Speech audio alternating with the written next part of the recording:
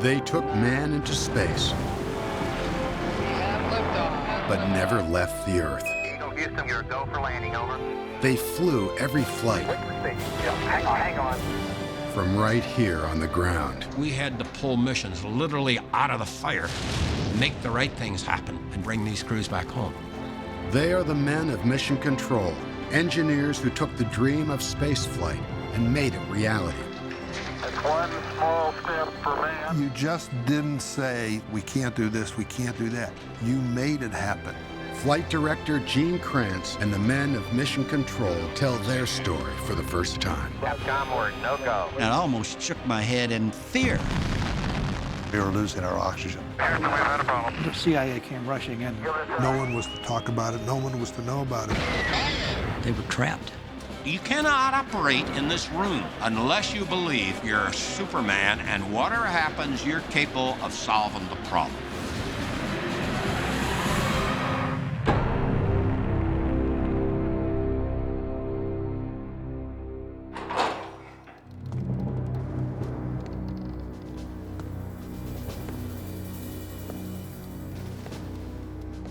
History was made in this room. Apollo Mission Control in Houston. It's silent now, but there was a time when it hummed with electricity.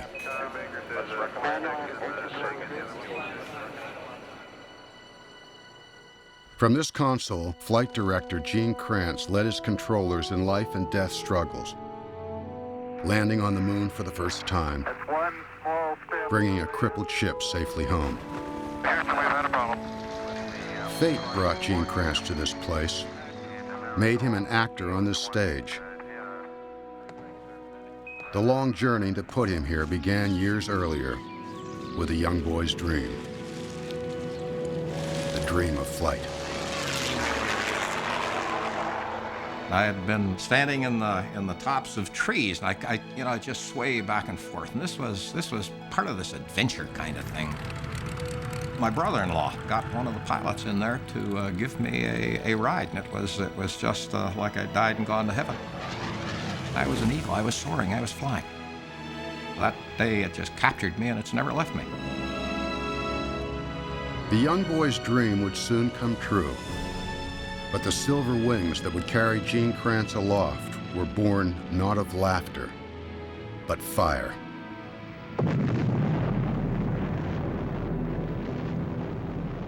In 1949, the Soviet Union explodes a nuclear bomb. America and the Soviets become locked in a terrifying standoff, a Cold War. The two sides appear evenly matched. But on October the 4th, 1957, America suffers a stunning defeat.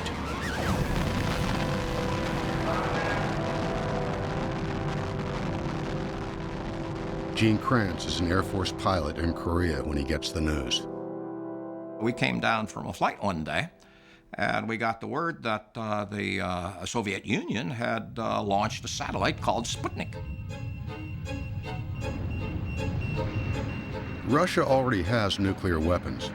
Now they have the world's first satellite, an unstoppable machine flying directly over the U.S. Can it spy, take pictures? Can it drop a bomb? 4 weeks later, another Sputnik. A hostile power is advancing into space, perhaps to control the planet. It is quite possible that an aggressor nation that dominates space will then dominate the world. We just can't let that happen.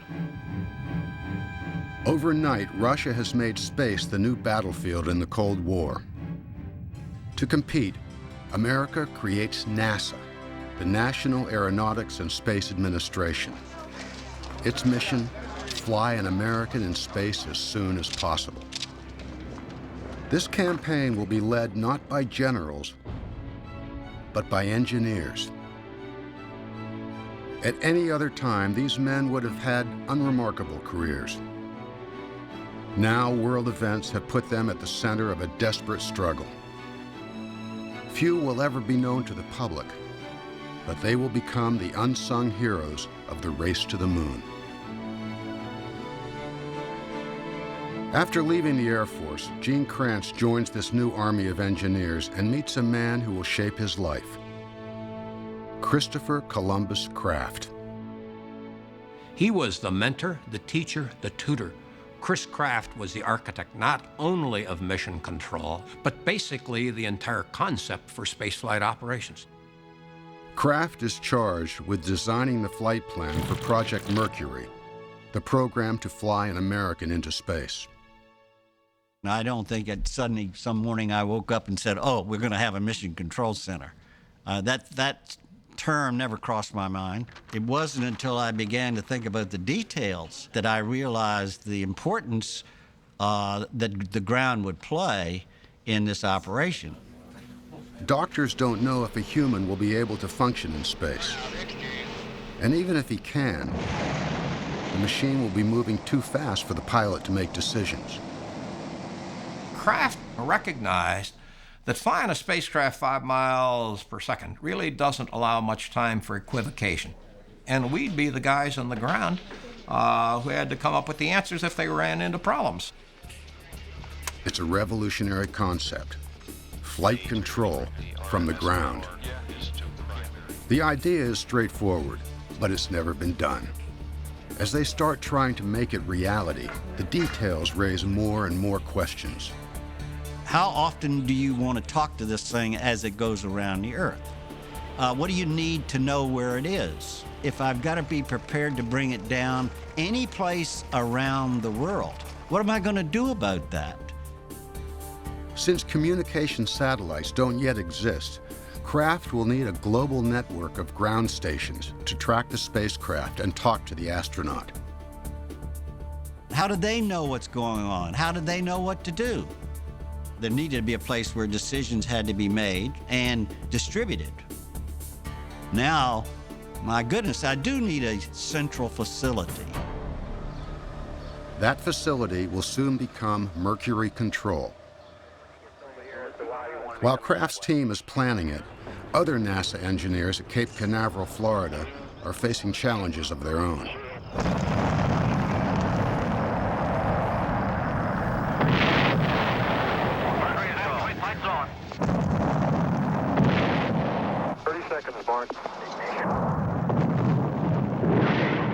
Space is a political contest. To some, America's embarrassing rocket failures are symbolic of national weakness.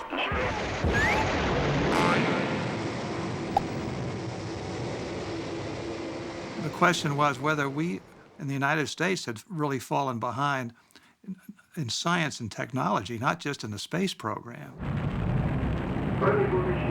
On April 12, 1961, the Russians drive the point home. The spaceship was built in Russia. The takeoff and the landing somewhere in Russia. The name of the man, Yuri Alexeyevich Gagarin. When Yuri Gagarin becomes the first man in space, it is the biggest Russian triumph since Sputnik. They secured these large boosters, which have led to their putting their man in space. We are, I hope, going to be able to carry out our efforts this year, but we are behind. When the Russians flew first, now the pressure on the United States was probably tenfold what it was before that. May 5th, 1961. Newly completed Mercury Control will attempt to send astronaut Alan Shepard into space. Shepard's flight can't match the Soviets. He won't even reach orbit. But it will be done live, in full view of the world. Somebody said to me, we're going to have this operation done as it happens on national television. And, you know, I almost shook my head in fear because that's something I'd never been faced with before.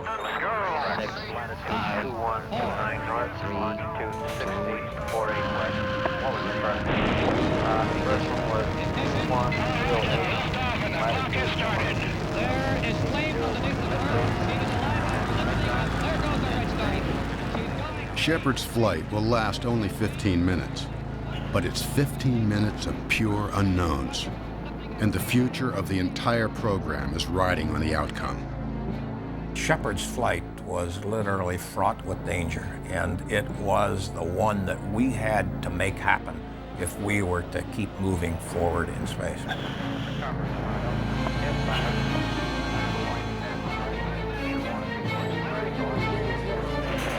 Cabin pressure is holding 5.5.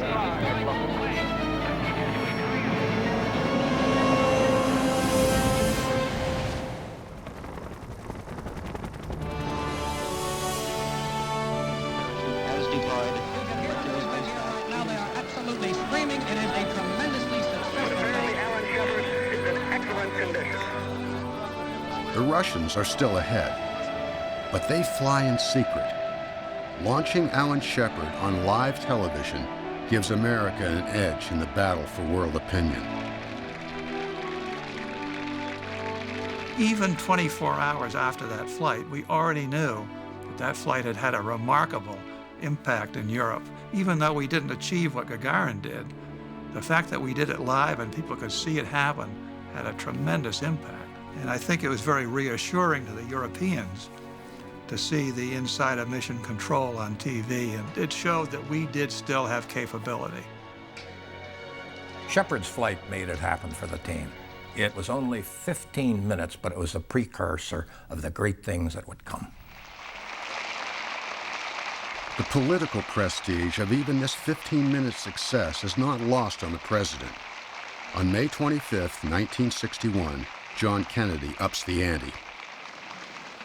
I believe that this nation should commit itself to achieving the goal, before this decade is out, of landing a man on the moon and returning him safely to the earth. No single I couldn't believe it.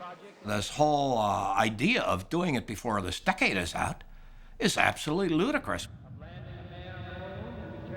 And then you think about it a little bit more and you get away from the initial impressions and you say, holy cow, what a challenge, what a job. This guy trusts us when we haven't been able to put a man in orbit. The first American to attempt an orbital flight will be astronaut John Glenn. We will pick up the count at T-minus 6 minutes and 30 seconds. February 20th, 1962. Our first orbital mission. Mercury capsule, no. All pre-start power lights are correct. The ready light is on. 1, 0. Roger, the clock is operating. Godspeed, John.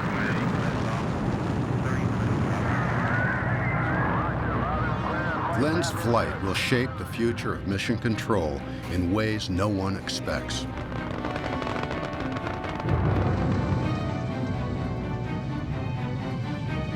Through the first orbit, everything goes as planned. Roger, 0G, and I feel fine. Then a warning light in mission control indicates a problem with the spacecraft. We had a single piece of instrumentation that indicated his heat shield might have come loose. If this was true, we couldn't re-enter safely. It was also the question, was this a valid piece of information? If it is valid, John Glenn could burn up during re-entry. Flight director Chris Kraft believes it's a false alarm. I talked it over with my flight control team, and we all said, that's an erroneous signal. So I'll ignore that. Then management gets involved. In the top management's mind, restraining the heat shield with the retro-rocket package was the most conservative form of re-entry. Normally, the retro rockets fire to begin re-entry, then drop away. Management thinks keeping the pack on through re-entry may hold the heat shield in place. But this is risky. Re-entering with it on could damage a perfectly good heat shield. If it was not valid, then we put John Glenn at risk by using an off-the-wall procedure, one that we hadn't fully tested. Management insists. Shortly before retrofire, John Glenn gets the news. We are recommending that you leave the retro package on through the entire re-entry. Do you read? This is Friendship 7. What is the reason for this? Do you have any reason? Over. Not at this time. Glenn begins re-entry. For 4 minutes, no one will know if he has survived. 20 seconds to retro fire. February 20th, 1962. Astronaut John Glenn is re-entering the atmosphere at 17,000 miles an hour. A warning light says his heat shield is loose, but it may be a false alarm. For 4 minutes, Mercury Control won't know if he has survived because of radio blackout. Blackout is a time period where the fire of re-entry prevents communications to the crewman on board the spacecraft. During this period of time, we're unable to communicate with the crewman. He's on his own. Friendship 7, this is Cape. Do you read? Over. Friendship 7, this is Cape. Over.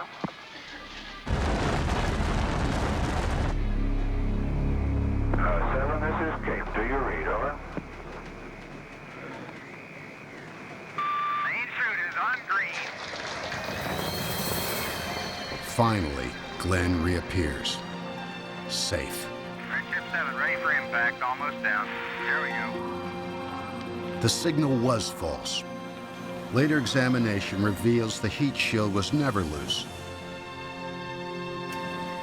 What did I learn from that? I learned that my organization probably knew more about the dangers associated with what we were doing, probably knew better what to do than anybody else.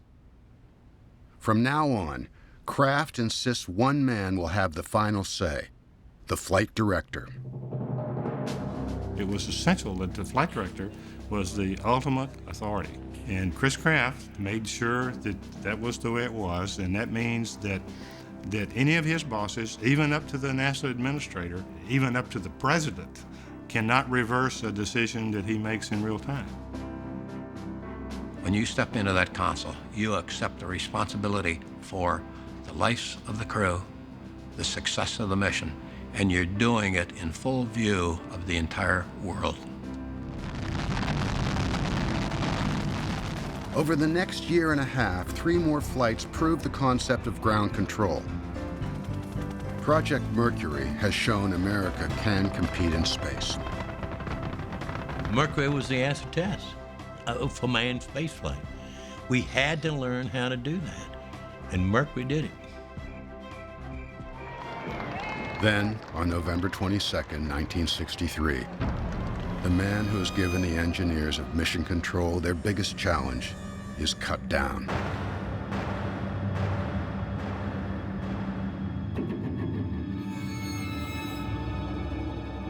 After his assassination, it moved from being a challenge to literally a crusade. This was now our mission to win this battle for President Kennedy. It was visceral, it was gut. We are going to do it, and we're the right people to do it, and we're going to do it in the time frame he said we'll do it. But they won't do it without people. Lots of them. To get to the moon, NASA will need legions of engineers. We didn't have to hire people. They came to us. They came to us in droves. And most of the young people that came to us were the first in their families ever to go to college. We were all about the same age. We all graduated within a year or two of one another. We were all 22, 23 years old. I was trying to build up a herd of Herefords because I thought I wanted to be a rancher. A friend says, why don't you send in an application? So the next thing I knew, they didn't even grant me an interview. They sent me a job offer for more money than a country boy had ever seen, by the way. I'll never forget what it was. It was $6,770, $6,770 a year. We didn't have many PhDs. We didn't have many master's degrees. We had guys with BSs, with a lot of common sense, who were very adaptable, in a lot of cases were brilliant, who fit into this control center environment. A new control center is built near Houston, Texas. Officially named the Mission Operations Control Room, MOCR, to the public it will come to be known as Mission Control. In this room, the idea of ground control will grow and be perfected. The concept is simple. Divide the spacecraft and mission into parts. Each controller will handle one part. Those in the front row, the trench, navigate, controlling where the spacecraft is and where it's going. Theirs is a world of orbital mechanics, physics, the laws of motion. Their job was the mathematics of space. Their job was to take these equations that were put into computers, find a way to get us into orbit, and then get us back home. The second row, systems, watches over the machine. Engines, computers, batteries, oxygen, everything it needs to function and keep the astronaut alive. The systems row was about power systems, environmental control, oxygen, that kind of stuff. Very different kind of culture, and usually different kinds of thinkers. The room is a pyramid. At the top sits the flight director. Controllers give him information. He makes the decisions.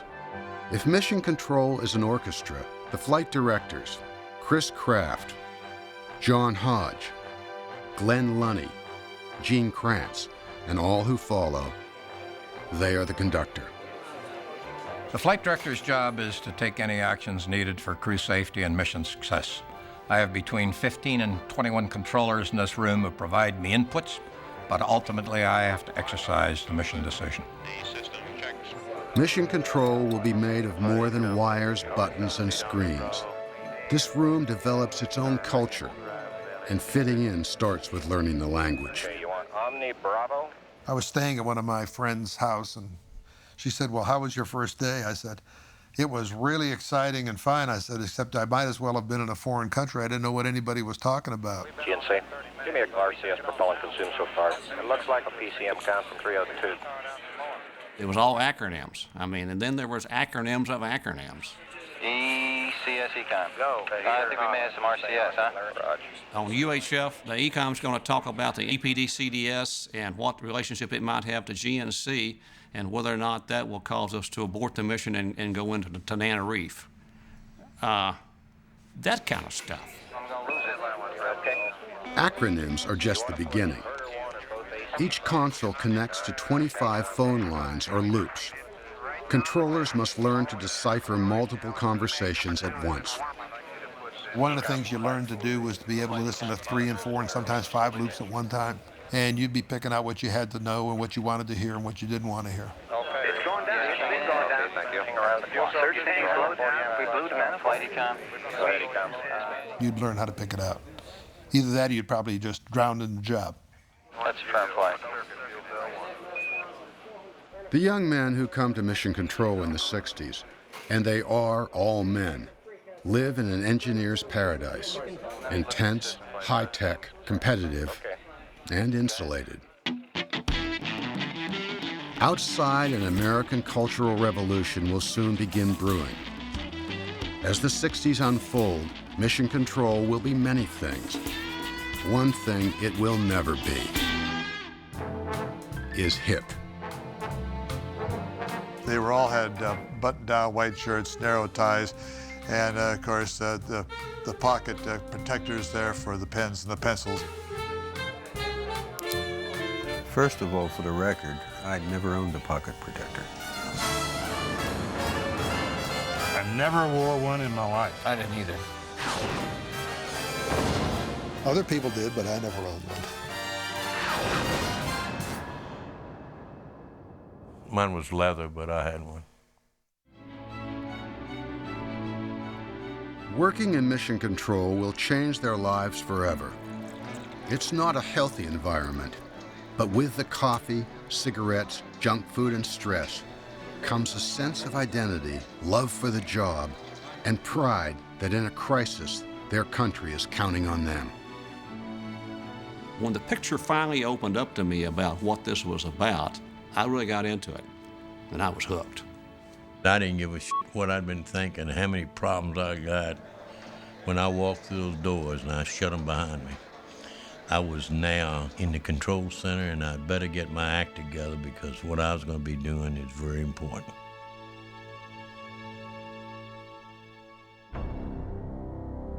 The Russians surprised with another first in the person of Alexei Leonov, who they say became the first man to walk around in space. On March 18, 1965, the world is reminded that Russian engineers, not Americans, are making the important breakthroughs. Russia has moved ahead of the U.S. once more in the race for the moon. In the top levels of the White House and in the Congress, there was deep concern that all the important things were being done first by the Soviet. They were the first ones to orbit anything. They were the first ones to put man in space. They were the first ones to put a woman in space. Again and again and again, they were doing things first. And when were we going to be able to do something first? NASA's answer is Project Gemini. Flying a two-man spacecraft not much bigger than Mercury, Gemini will develop the tools and techniques to reach the moon, hopefully before the Russians. Gemini was designed to develop and prove the operational techniques of rendezvous, long-duration missions, and then a spacewalk, extravehicular operations. None of these is more crucial than rendezvous. The Russians have never done it, and it will be essential to lunar missions. Leaving the moon, the lunar lander will have to rendezvous with the mother ship, or the astronauts won't get home. Rendezvous was an absolute necessity if we were to achieve the goal of putting a man on the moon. Rendezvous, bringing two vehicles close together in space, won't be easy. Each one is moving 17,000 miles an hour, faster than a rifle bullet. Getting them on the same path within a few feet of each other without crashing will be the most complex maneuver ever attempted. A president's pledge, billions of dollars of hardware, years of work by tens of thousands of people, all for nothing if rendezvous doesn't work.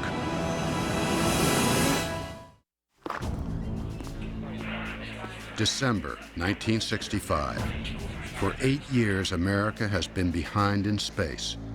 Now Mission Control is trying to beat Russia with the world's first rendezvous.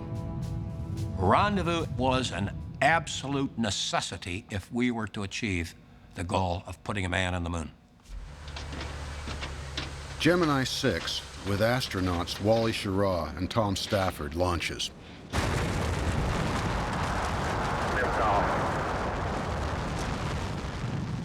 They will attempt to rendezvous with Gemini 7, flown by Frank Borman and Jim Lovell, already in orbit.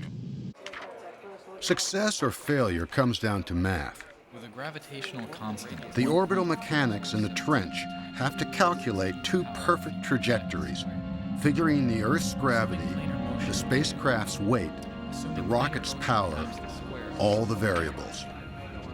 If their equations work, they'll wind up with two speeding bullets perfectly positioned alongside each other, like two cars tailgating a foot apart at 17,000 miles an hour. No one knows if it can work. We had to prove that these equations that they had written could bring those two together. Okay. Steering looks good from here, Gemini 6. You are go. We calculated all the maneuvers they had to do. We tracked their orbits, and in essence, kind of flew the spacecraft from the ground. Gemini 6, Houston, you're coming up on 1 minute to the burn. Roger, Jim. Mark. The moment of truth. If the trench's calculations are right, Schirra and Stafford in Gemini 6 should be able to spot 7 a few miles ahead. Hey, I think I've got it. Is that spacecraft 7?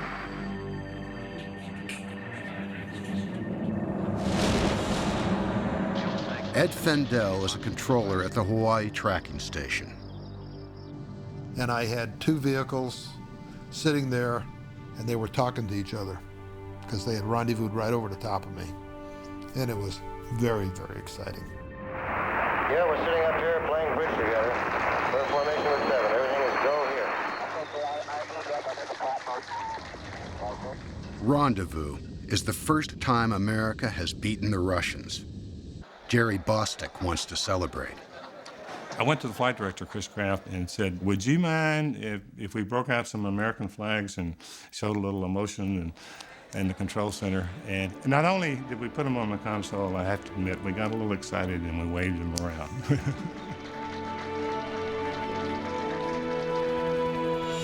It's 1965.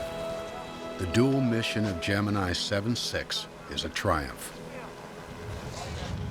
The only technique remaining to be mastered is spacewalking, what the engineers call extravehicular activity, EVA. A year earlier, astronaut Ed White's 15-minute spacewalk had gone well. Now America's second EVA, far more ambitious, will be up to astronaut Gene Cernan. Cernan would have to move along a series of handholds to a maneuvering unit that he would strap on his back, and he would basically fly around the vicinity on the tether behind the Gemini spacecraft. June 5th, 1966, Gemini 9. 49 plus hours into the flight, a little over 1/2 hour into America's second EVA. Everyone expects Cernan's EVA to be easy, but in zero gravity, he has trouble. He can barely control his movements. All my energy went into trying to stay in one position and anchor my body. Every time I'd make a motion to do that, my body would go in the other direction. I'd turn a valve and a valve would turn me. In a stiff suit with nothing to hold on to, it becomes an extreme workout. And just listening on the ground, you can hear the labored breathing. He's just breathing hard.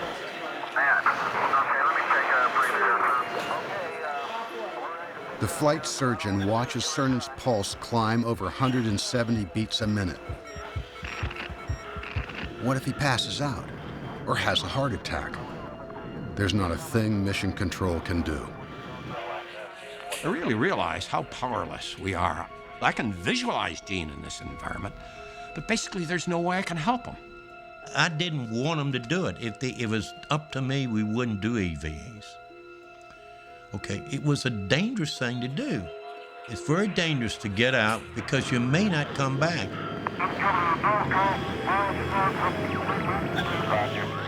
Finally, Stafford and Cernan agree to call it quits. The crew decided they would abort the EVA while they were out of sight of Mission Control. I don't think I'll have to do this again. It was scary. When they got that hatch closed and we could see the pressure in the cabin start coming up, everybody, it was a little bit of a, whew, glad that's over. We had to take an entirely new approach to extravehicular operations. The answer was surprisingly simple. Study and train for EVAs underwater, where gravity is neutralized.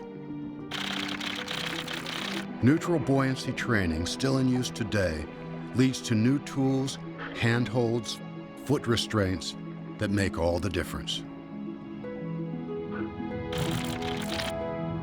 In November 1966, Gemini 12 executes a perfect spacewalk.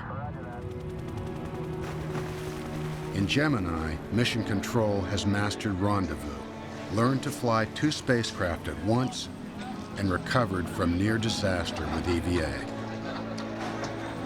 Gemini was the confidence builder. It gave our industry time to learn how to build these space systems, but it was the confidence builder for the planners, the operators in this room, and the astronauts. Not too many people remember Gemini today, but it was Gemini that taught us the techniques we would need for Apollo. Apollo, the program that will send men on a 500,000-mile journey. With 3 years left to the end of the decade and John Kennedy's deadline, everyone is working around the clock. We used to be working 16, 18 hours a day. You'd work 6, 7 days a week. You automatically worked every Saturday. That was the world we lived in. That's go fever. It's other inputs that make you want to do things beyond the good logic you have. We suffered Go fever many times because of that commitment to Mr. Kennedy. Go fever has become a way of life at NASA. With the first Apollo flight only weeks away, nothing is ready. There just weren't enough hours in the day to get all the things done that we needed to. And we kept pressing the schedule, we kept pressing the time, we kept pressing in every direction. The Apollo 1 crew, Gus Grissom, Roger Chaffee, and Ed White, are racing too. And they're frustrated with the spacecraft. The Apollo was a mess. It had a lot of things that had not been tested. It was shipped to the Cape, not ready to go. So we lived with that damn thing around the clock.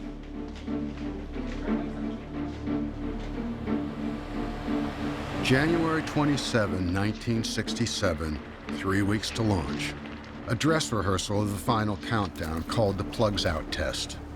The crew is sealed in, the spacecraft pumped up with high-pressure oxygen. Okay, we've tried about every mode. I don't know what to do, buddy. The test drags on into the evening.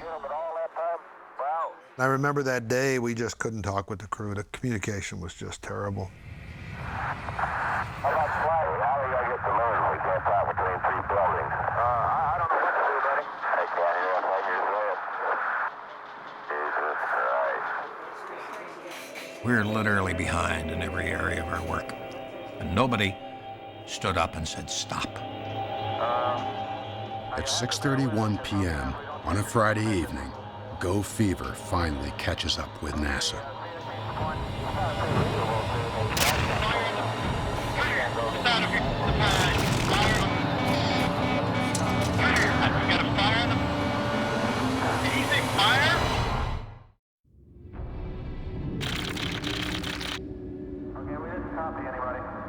For those who are a part of Apollo, its history lives in two halves.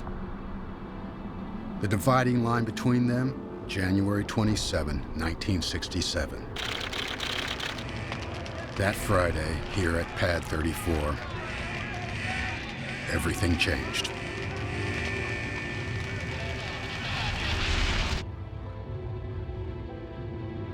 Exactly John, but I remember Carl Huss talking about Even today, when Gene Kranz and his controllers get together, the conversation always returns to that night.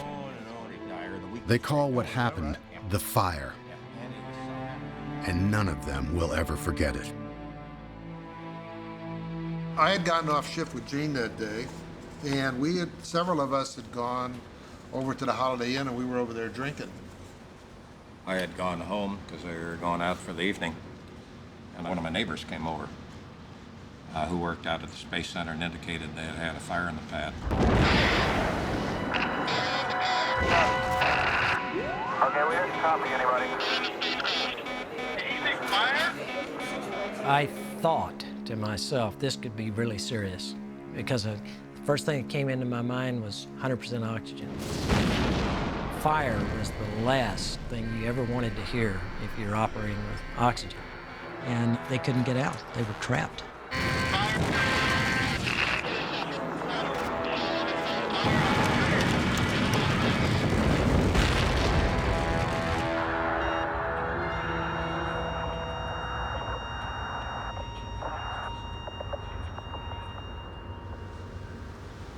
And that was the end of it.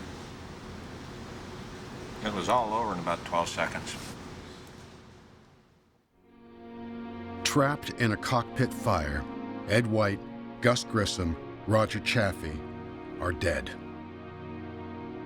For many young controllers, the fire is their first experience with death. For everyone in NASA, it marks the end of their innocence. This started, I would say, probably the most difficult week in our year. history. Well, but a it lot was of guys a process. Get through that first week. Get over that. Come back to work. First barrier. Get back to work. Figure out what are you going to do about it. Monday morning after the fire, Gene Kranz speaks to the team. Decades later, he can still recite the words from that day. Spaceflight's terribly unforgiving of carelessness, incapacity, or neglect. I don't know what the Thompson Committee will find as the cause of this accident, but I know what I find. We were the cause. The simulators weren't ready. Our software and mission control didn't function. Procedures weren't complete. Nothing we did had any shelf life. And no one stood up and said, "Damn it, stop." Now, from this day forward, mission control will be known by two words: tough and competent. Tough meaning we will never again shirk from our responsibility because we're forever accountable for what we do or what we fail to do. Competent, we'll never again take anything for granted. We'll never stop learning. When you leave here today, you will write these two words, tough and competent, on your blackboard, and they will never be erased. They will serve as a constant reminder to the sacrifice of Grissom, White, and Chaffee. That's all.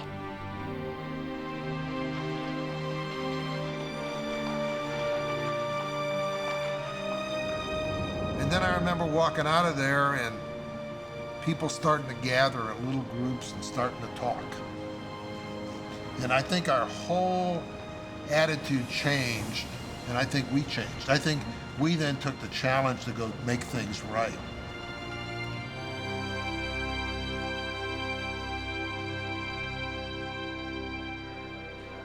NASA convenes a board of review, the Thompson Committee. They find the fire began with a short circuit somewhere in 30 miles of wire. They also find shoddy workmanship by the contractor. Too much flammable material in the cabin, a hatch that cannot be opened quickly, and the terrible danger of pure oxygen. All manned flights are grounded indefinitely. Faced with a disaster that could have ended Apollo, NASA pulls off an engineering triumph. In less than 2 years, the spacecraft is redesigned, rebuilt, and ready to fly. October 11, 1968, Apollo 7. Returned to manned flight testing. The shakedown cruise of the redesigned command and service module. 21 months after the fire, Apollo 7 astronauts Don Isley, Wally Schirra, and Walt Cunningham fly the redesigned spacecraft into Earth orbit. For 11 days, they put the command module through its paces. Apollo 7 completed every one of the flight test objectives and a few more. It was a mission that was accomplished flawlessly. The spacecraft performed in an exemplary fashion. Apollo is back on track. But distant events are about to impact mission control. CIA satellite photos reveal Russia has a moon rocket of its own, ready to launch.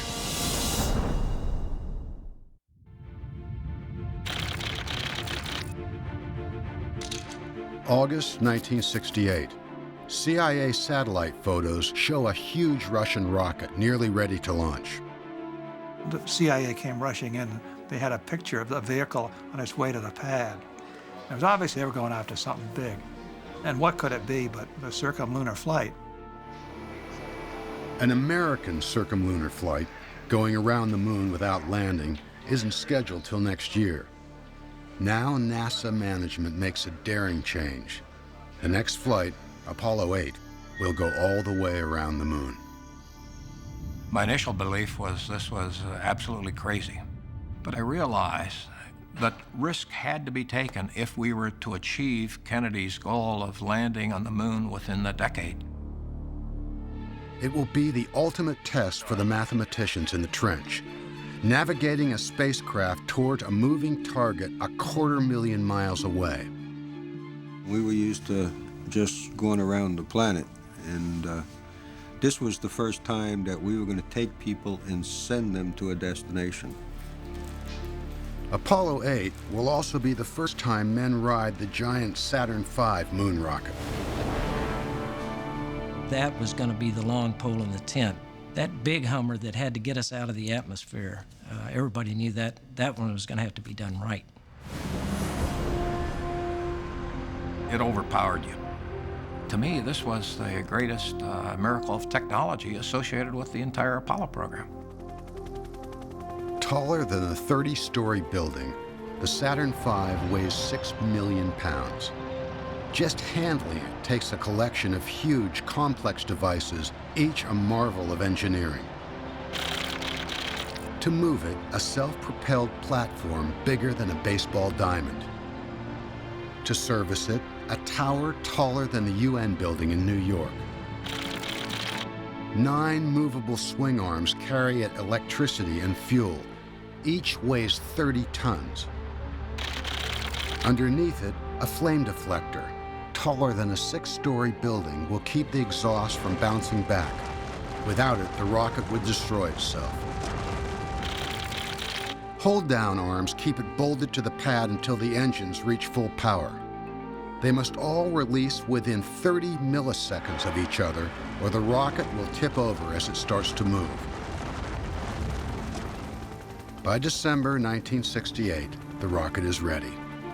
Apollo 8 astronauts Frank Borman, Jim Lovell, and Bill Anders are about to become the first humans to head for another planet.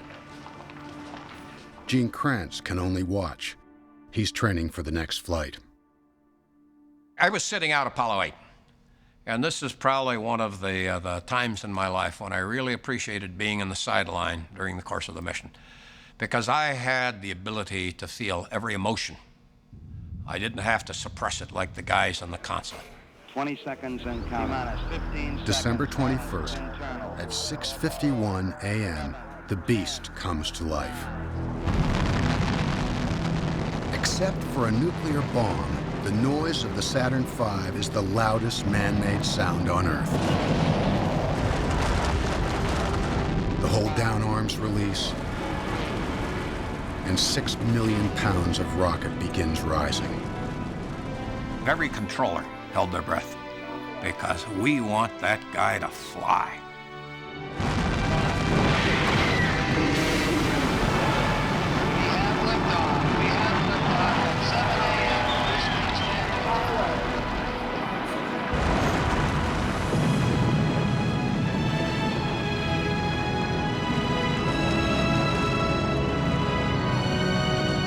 Tower clear.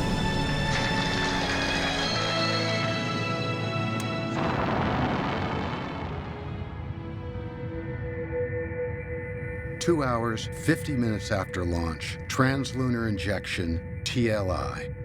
All right, you are go for TLI. For the first time, humans will leave the gravity of the Earth and head for deep space. Ignition. Roger, ignition. I had this visceral feeling that we have left Earth orbit going to a place that a human had never been before. All right, Houston, you're looking good here, right down the center line. Roger, Apollo 8. We see the trajectory path change from basically going around the Earth now to forming a figure-8 type maneuver. We're outward bound to the moon. We'd seen it only in training before. I'd never seen it for real, nor at any controller. Safe journey, guys. Now physics takes over. The spacecraft is coasting, the moon advancing. In 2 days, their paths will intersect. Then another new unknown, lunar orbit insertion. If the LOI engine burn isn't just right, Apollo 8 could spin out into the solar system or crash into the moon. As we approached the moon, everybody's anxiety, started raising, because we knew that we were about to do something that was irreversible. We're just sitting there waiting. It's like waiting for a funeral to start.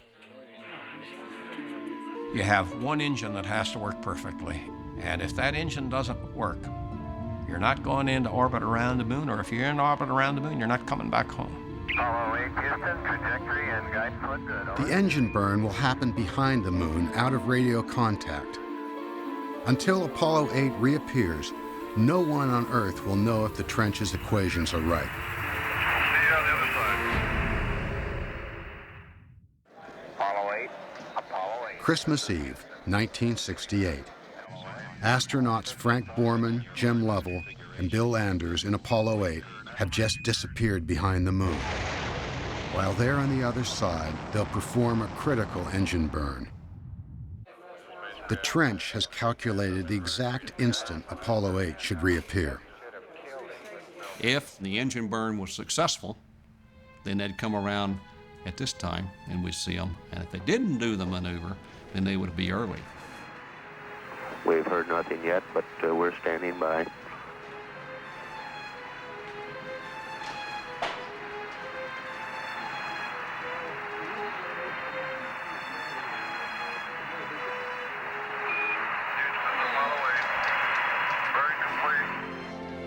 To the second, we saw that clock at zero. We heard the call, and we knew the crew had performed the perfect maneuver. We were now in orbit around the moon. It's Apollo 8 now in lunar orbit. There's a chair in this room. For the first time, humans have arrived only 60 miles from another planet. I think the best way to describe this area is a vastness of black and white. Absolutely no color. Then the crew, and everyone watching on Earth, sees something else.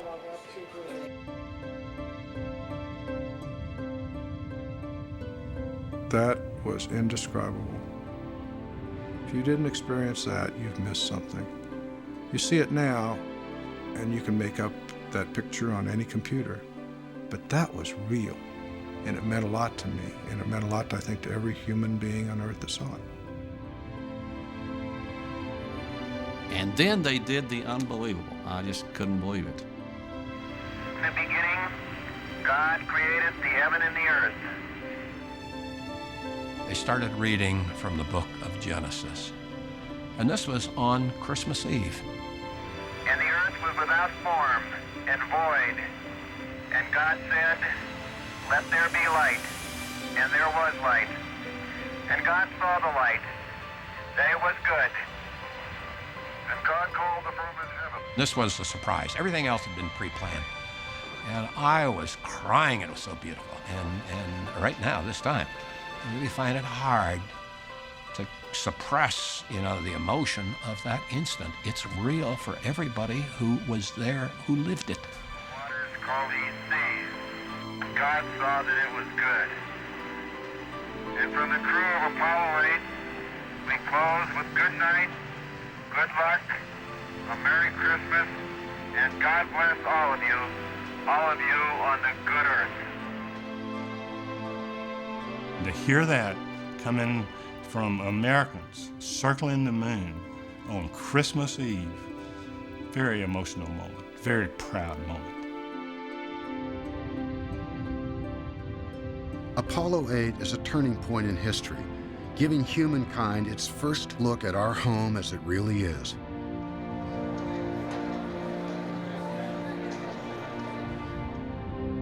In early 1969, two more Apollo flights, 9 and 10, test the lunar lander. By June, Apollo 11, the first moon landing attempt, is only 4 weeks away. Behind the scenes at Mission Control, Gene Kranz's team is training, simulating the landing. The simulations were so real that no controller could discern the difference between the training and the real mission. Astronauts are in a mock spacecraft, controllers at their consoles. When the sim begins, the mission is played out as if for real, following a script created by the simulation team, a script designed to uncover weakness. They would start out with a normal mission so we could see that. After that, the rules were off. They would throw in any kind of failure we might be able to have. The sim guys were devious people. They would give you a red herring to send you off sideways here and get you distracted. And then come the bomb buster, you know, hit you, kaboom. Only a month before the real landing, Krantz's sims are not going well. It seemed we couldn't do anything right. We'd crash into the surface of the moon. We'd abort unnecessarily. Our bosses would call us up on the phone and they'd say, "Hey, what's going on down there?" By July 5th, they're out of time. There's one final sim before launch. Final simulation is essentially graduation day. It's one where you want everything to go exactly right and you want to leave the crew and the control team feeling good about this mission. The sim begins.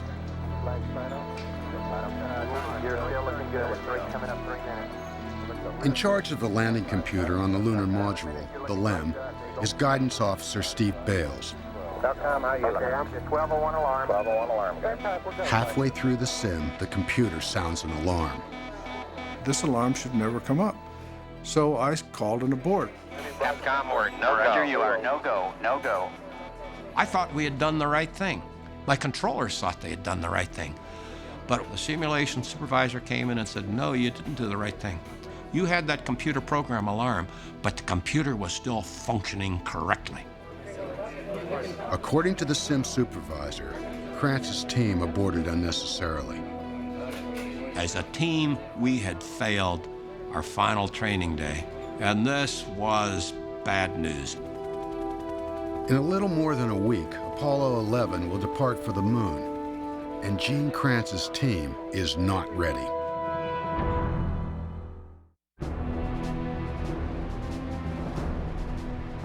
July 1969, 10 days before the launch of Apollo 11. The final simulation has uncovered a problem with the landing computer. Gene Krantz wants Steve Bales to clear it up. Gene said, "Look, I want you to go work on computer alarm rules, and I want to have an answer before the week's over. What are we going to do if this alarm comes up?" The computer designers assure Bales the alarm can't happen in actual flight, but if it somehow does, it will be his decision whether or not to continue the landing. Today, mankind will attempt mission control in Houston reports everything is America's go moonshot, for today's our first chance to set foot on another world. 2 weeks later, the first moon landing is about to begin. Gene Krantz's entire life has led him to this moment. Of all of the flight directors, I'm probably the most emotional, and I felt compelled to talk. I said, "We're getting ready to make history." We're getting ready to make history. You know what we're about to do. From the day that we were born, we were destined to be in this room this day. I have absolute confidence in everyone in this room, but I want you to know something. No matter what happens to us this day, I will stand behind every decision that you make. However it goes. However it goes. When we walk out of this room, we walk out of this room as a team.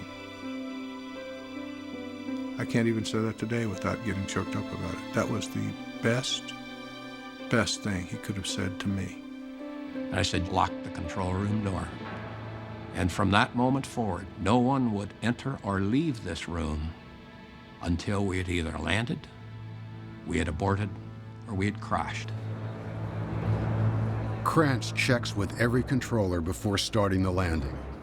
Okay, all flight controllers, go, no, go for powered descent. Retro, go. Fido, go. Guide, go. Control, go. Telcom, go. GNC, go. Ecom, go. Surgeon, go. Capcom, word go for powered descent.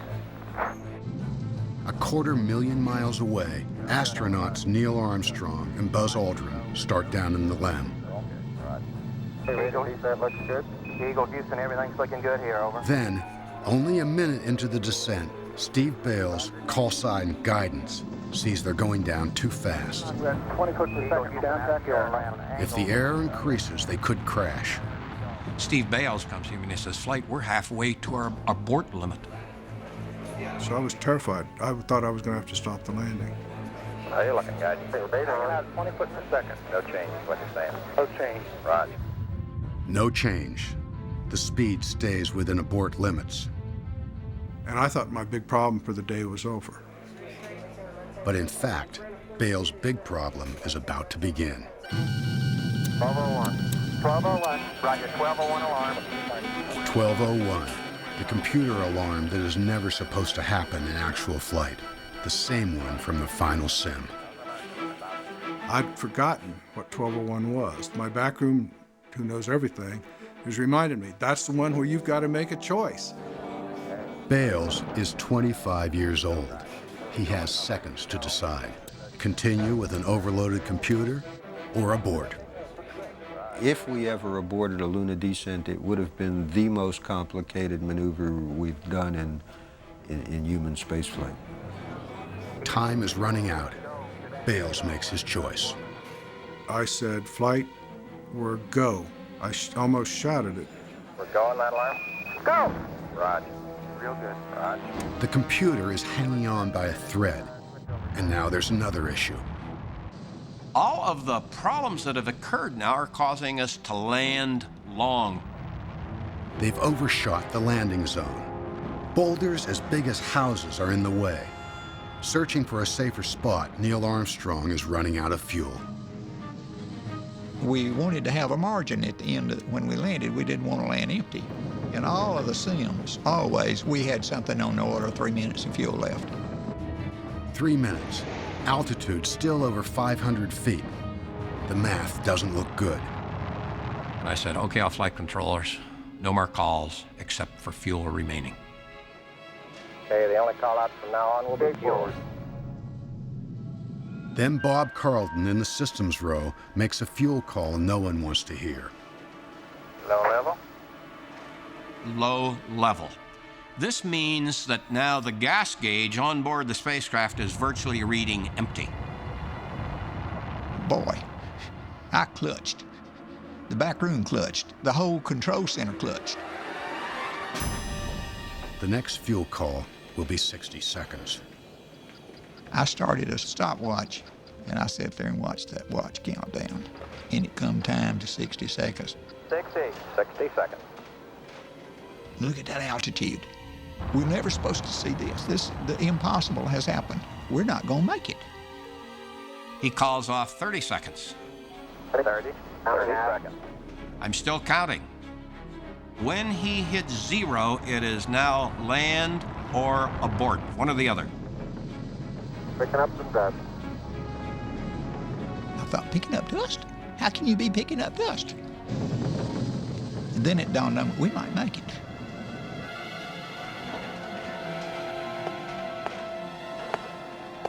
About the time that he now calls off 15 seconds, we hear the crew going through the process of shutting down the engines. Contact light. Okay, engine stop. We've had shutdown. Control both autos, engine command override off.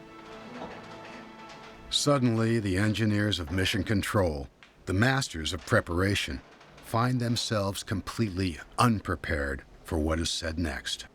Houston, Tranquility Base here. The Eagle has landed.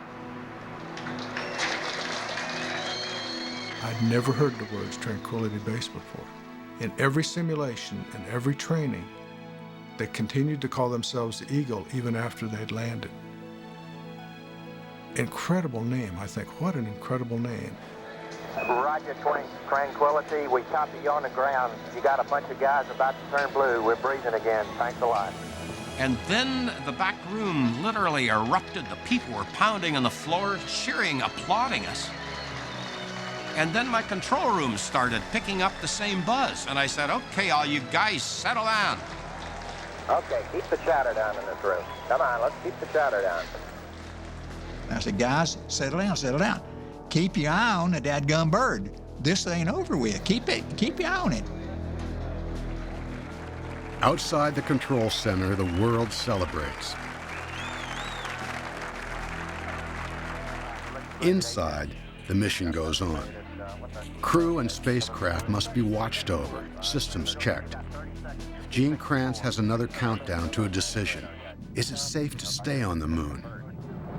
It's just another moment in a busy, busy shift. All flight controllers, about 45 seconds to P1, stay no stay, stay no stay, stay no stay, stay no stay, stay no stay, stay no stay. The first moon landing was an experience shared by millions. Ironically, some of the few who missed it were the very people who made it happen. It's one small step for man, one giant leap for mankind. That instant, we missed. And this team I felt so emotionally attached to that I just wished we could go back to that time and place and just do it one more time, only this time, really enjoy the moment rather than having to be so darn busy. Everyone in Mission Control assumed that this would go down in history as their finest hour. They had no way of knowing that an even greater challenge lay just ahead, a challenge that would take them to the brink of disaster.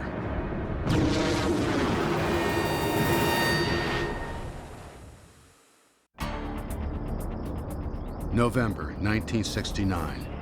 NASA has met their deadline, landing on the moon before the end of the decade. But Mission Control cannot rest on its laurels. The flights that follow will be just as challenging, just as dangerous. Before every flight, our job was to train and simulate, to be ready for anything. Once we launched, our job changed. Then, it was all about problem solving. The most critical time is launch, powered flight. With a crew riding on 6 million pounds of high explosives, controllers don't have much time to solve problems. During powered flight, the mission decision process operated in around a 20-second time frame. Most people would think of 20 seconds as a blink of an eye. In Mission Control, it was a lifetime. November 14, 1969, Apollo 12. Astronauts Pete Conrad, Dick Gordon, and Alan Bean are headed for the second moon landing. The need to make a fast decision is about to fall on controller John Aaron. He's in charge of electrical and environmental systems. His call sign, ECOM. The thing that makes a good ECOM is a natural curiosity about how things work, even if you are not responsible for them. 2, 1. Ignition. Apollo 12 lifts off. It's Jerry Griffin's first launch as flight director. And all of a sudden, everything, all the data went away, and there was a big static in my headset. The hell was that? I said, ECOM, what do you see? I looked down at all of my telemetry data, the readouts from the spacecraft, and they were nonsensical. How's the GNN look good? In the spacecraft, astronaut Alan Bean has no clue either. Just lost the platform, gang. I don't know what happened. Lights pop on. The alarm system comes on. More lights than I'd ever seen ever in the simulator. I mean, there was main bus A, main bus B. I got 3 fuel cell lights, an AC bus light, a fuel cell disconnect, AC bus overload, 1 and 2, main bus A and B out. It's an electrical failure. The command module has lost main power. Emergency batteries take over, but they'll only last 2 hours. Mission Control is facing a launch abort, jettison the spacecraft, and blow up the Saturn V. Now John Aaron's curiosity pays off. A year earlier, during a test, he had seen a strange pattern of data and had learned about an obscure switch inside the command module that could fix it. I had seen that pattern before, and it had been 1 year since I had seen it. But it was like that pattern was written in my mind. The Saturn V's engines keep burning, but the command module on top of the rocket is barely alive, powered only by emergency batteries. Everyone expects ECOM to abort. Then Aaron makes a different call. I said, flight, tell them to take the SCE to aux. Flight comes out, SCE to aux. And I said, what? Say again, SCE to aux. SCE to aux. I said, what's that? It was some obscure switch, signal conditioning electronics to auxiliary. I turned to the Capcom and Jerry Carr, and I said, SCE to aux, Capcom. And Carr said, what? Mission Control comes back and says, Try FCE to auxiliary, over. FCE to auxiliary. FCE to auxiliary. What the hell is that? FCE to auxiliary. Turned out Al Bean knew where that switch was. It was back over his shoulder. He threw the switch and we got all of our data back and we could see what the problem was. We got it back, flight. Looks good. Okay. Later analysis reveals Apollo 12 had been hit by lightning, which traveled down the rocket's exhaust to the ground, knocking the spacecraft's main electrical system offline. The obscure SCE switch wasn't designed for this situation, but it works. Thank God for mission control. Thank God for mission control. I didn't have any idea what to do. Pete Conrad broke out in nervous laughter. You know what it did? I know what it is. He laughed all the way into orbit. I never saw somebody light up the floor so many lights up there I couldn't read them all. Apollo 12 went on to make the second moon landing. In the control center, John Aaron's call, SCE to aux, became legendary. If you took a poll of all of the people and asked them who is the most capable flight controller to ever sit in mission control, I think the majority of them would say John Aaron.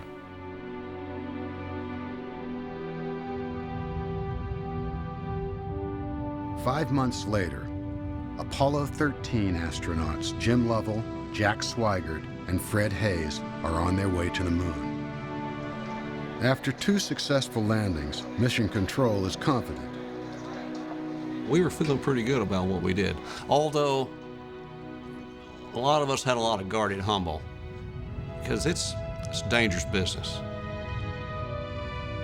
How dangerous will soon become clear. No one realizes it, but there is a ticking time bomb aboard Apollo 13. Inside a liquid oxygen tank, there is a heater and fan to stir up the super-cold mixture. Unknown to everyone, the wiring is damaged. April 13, 1970, nearly 56 hours into the flight. Gene Kranz's team is about to go off shift. Before they do, they request a cryostir. Turn on the oxygen tank fan. 13, we'd like you to stir up your cryo tank. Okay, stand by. Okay, Houston, we've had a problem here. Can say again, please. All right, Houston, we've had a problem. The main bus undervolt. Main bus undervolt, a power failure. No one knows it, but the bad wiring in the oxygen tank 2 has caused an explosion. At first, the astronauts in Mission Control think it's only a power failure. My initial gut reaction was, hey, we're going to solve this problem, get back on track, and then keep driving towards the moon. Then astronaut Jim Lovell reports something even worse. Now, looks to me, looking out the hatch, that we are venting something. Crew thinks they're venting something. We are venting something out into space. To this day, I don't know why I did it, but I looked out the window, the side window, and I could see escaping at a high rate of speed a gaseous substance. We were losing our oxygen. And this now triggered me to a survival mode, when the only thought on your mind is survival and you're trying to find a way to make it for the next few minutes. They don't understand what's wrong. All they know is they're losing oxygen and power. Okay, now let's everybody keep cool. Let's solve the problem, but let's not make it any worse by guessing. But they can't solve it. The command module's power is dying. They switch to emergency batteries, but these will only last a few hours. Kranz orders Econ Cy Liebergott, in charge of electrical and environmental systems, to get help. Econ, have you called in your backup Econs now? See if we can get some more brain power in this thing? We got one here. Roger. One of the first backup Ecoms to arrive is John Aaron. I watched what they were doing a few times. I said, guys, you're wasting our emergency batteries. We're going to have to power the command module down and turn it off. I'd like you to go down that power down procedure until you get it. That was a big, big step. It never powered down a command module or any of the major spacecraft. That's right. They have no choice. The emergency batteries will soon run out, and they need them for re-entry. To save them, they'll have to turn off the command module, their mothership. It became apparent that the inevitable was facing us, that we were going to lose this mothership. The crew moves into the lunar lander, the LEM. It will be their lifeboat. The command module, the only piece that can bring them home, is turned off to save its batteries.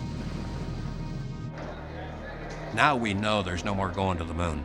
We also know it's going to be damn tough, maybe impossible, to get this crew back home.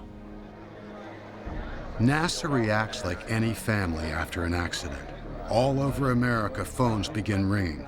At contractors' offices and mission control, engineers not on shift come in to get the latest news, to help, or just be there.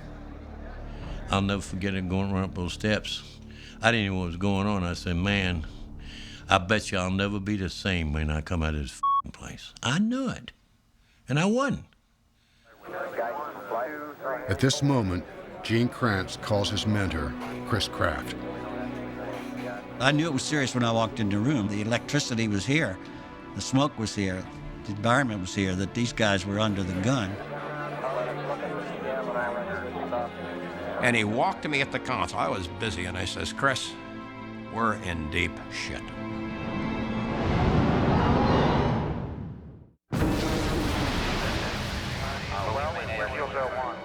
April 1970, 200,000 miles from Earth, Apollo 13 is crippled, the crew's survival in doubt. After losing its power, the command module has been turned off. Astronauts Jim Lovell, Jack Swigert, and Fred Hayes huddle in the lunar lander. It can keep them alive, but with no heat shield or parachutes, it can't bring them home. That can't be. If we didn't come up with some answers darn quick, not only wouldn't there be a landing, this crew might not come back to Earth. If the crew can be saved, it will take the entire mission control team. In the trench, it was our job to speed up their return back to Earth. The systems guys then had to figure out how they could get their systems to sustain life on board their spacecraft for as long as they could. An hour after the explosion, Gene Kranz's team goes off shift. Glenn Lunny comes on. One of his first steps is a critical engine burn. Without the burn, Apollo 13 will swing around the moon, miss the Earth, and remain in space forever. My choice was to go ahead and get it done so to give at least that sense of comfort to the team and to the crew. We're burning 40%. Okay, Clay, you're looking good. The burn works. At least the spacecraft is on a path that will take it back to Earth. It was still a long way from being home, but we'd taken our first step, big step, back out of this hole. Glenn was the one who sort of restored order to the room and got us thinking on an even keel. Throughout NASA and at contractors all across America, engineers try to figure out how to stretch power, water, consumables. In the lunar module, the LEM, the astronauts hunker down, keeping lights and heat off to save batteries. There wasn't enough thermal blankets, so this thing cooled down. So I got a lower urinary tract infection, chills and fever. Of course, the chills part got very bad with the temperature environment we had. As Fred Hayes gets sicker and sicker, temperatures drop near freezing. In Mission Control, Gene Kranz has assembled his team in a back room. I said, okay, everybody listen up. We have never lost an American in space, and we sure as hell aren't going to lose one now. You have to believe it, your team has to believe it, and we are the ones that must make it happen. The key will be powering up the dead command module. Only it has the heat shield and parachutes for re-entry. This was a cold cutoff, and it was going to be a cold startup in space. And that had never been done before. So that's what Kranz his team had to go figure out. How do you do that? The command module's batteries have only 2 hours, so it will have to be turned on at the last minute, just before re-entry, without wasting a drop of battery power. This whole thing came down to electricity. Electricity was the constraining resource. So I elected John Aaron to basically become the power manager for the remainder of the mission. Kranz's team struggles to figure out how to power up a frozen spacecraft on a shoestring. Every engineer wants his system on, but John Aaron knows there won't be enough electricity to go round. I'll never forget the landing and recovery guide. I was not going to turn on the emergency rescue beacon. He says, oh, you can't do that. You can't do that. If you don't turn that beacon on and they don't come down exactly where we want them, we'll never find those guys. I said, look, guys, my only job is to find an ocean, to hit any ocean. If I can get them in the ocean, surely you can find them. That was the level of negotiations that went on for the next 3 days. Kranz's controllers work for 3 days and nights, planning a complicated power-up that's never been done before.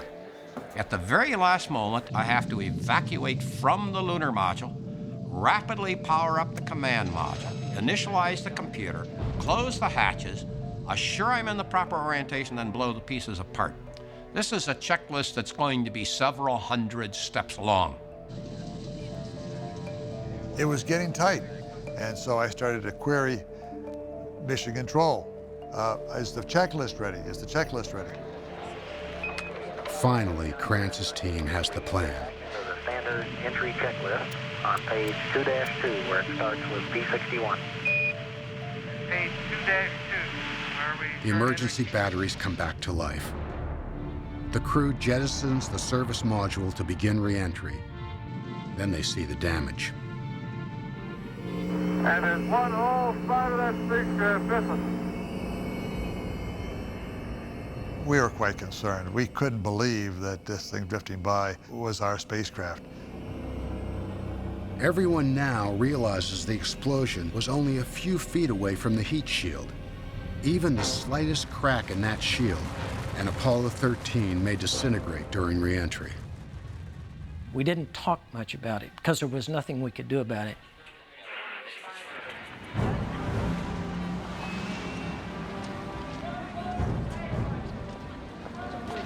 Re-entry begins, and with it, radio blackout. Will 13 burn up from a damaged heat shield? Will the frozen parachutes open? Mission Control won't know until blackout ends. Now, blackout is a very difficult time for every controller because we've done everything that we humanly can, and now there are no more give-backs. The trench has calculated the exact second blackout should end, and they'll be able to hear the crew again, if they're still alive.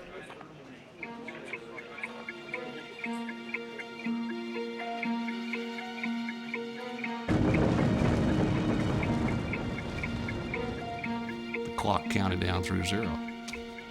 And I say, okay, Joe, give him a call. And Kerwin calls, Odyssey Houston standing by. Odyssey Houston, standing by, over. Apollo 13, this is Houston. 13, do you read? This is Houston, over.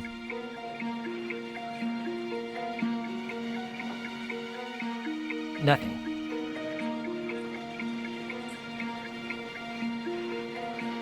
I said, Retro, are the clocks right? And he says, yeah, Flight, they're right.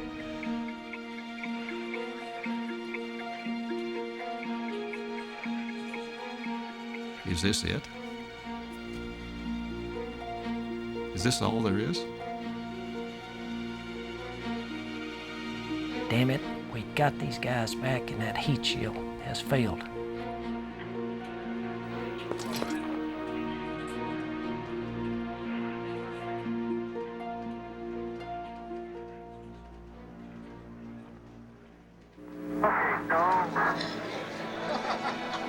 My gosh, where have you been?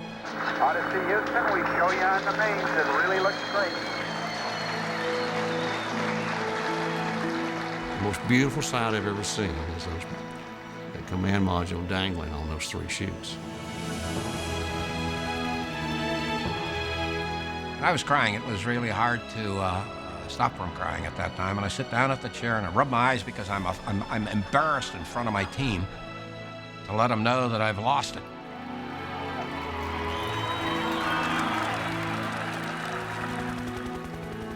The rescue of Apollo 13 was Mission Control's finest hour. When these engineers said, "Failure is not an option," that wasn't just a slogan. They meant it literally. When something bad happened, it was the job of each person in the control center to analyze what all of the options were. How do we get out of this? Look at all of the options, and failure was not one of them.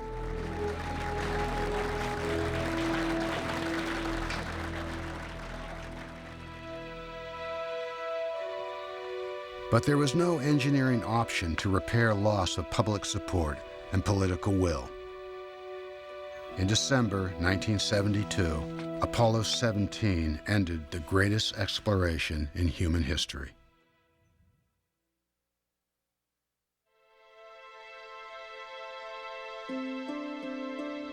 I never look at the moon without thinking that we have been there.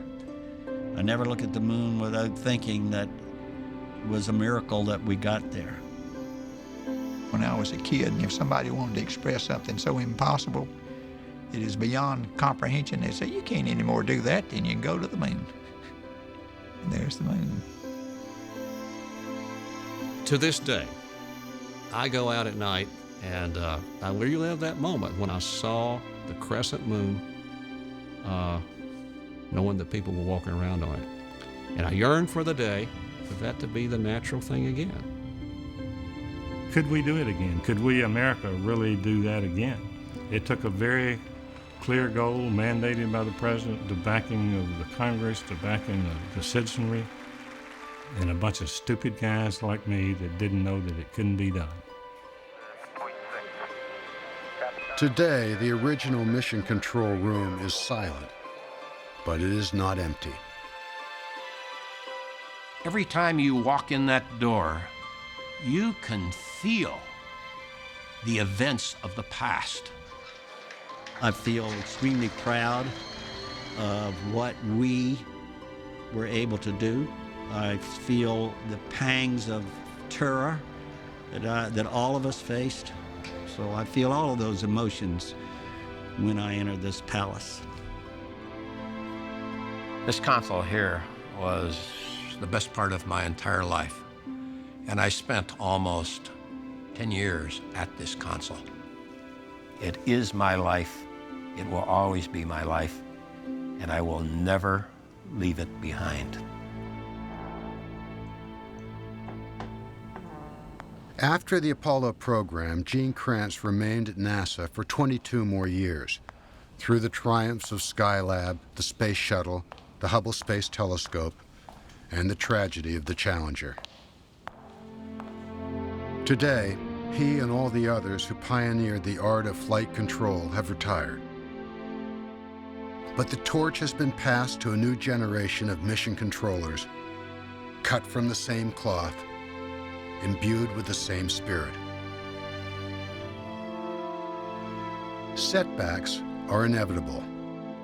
Like the original Brotherhood of Controllers was tested by the Apollo 1 fire, today's controllers are also being tested. But just as nothing could end man's exploration of Earth, so too will the grand adventure of space continue. And whatever distant places future generations aim for, they will be carrying on a journey that had its start at a place called Mission Control.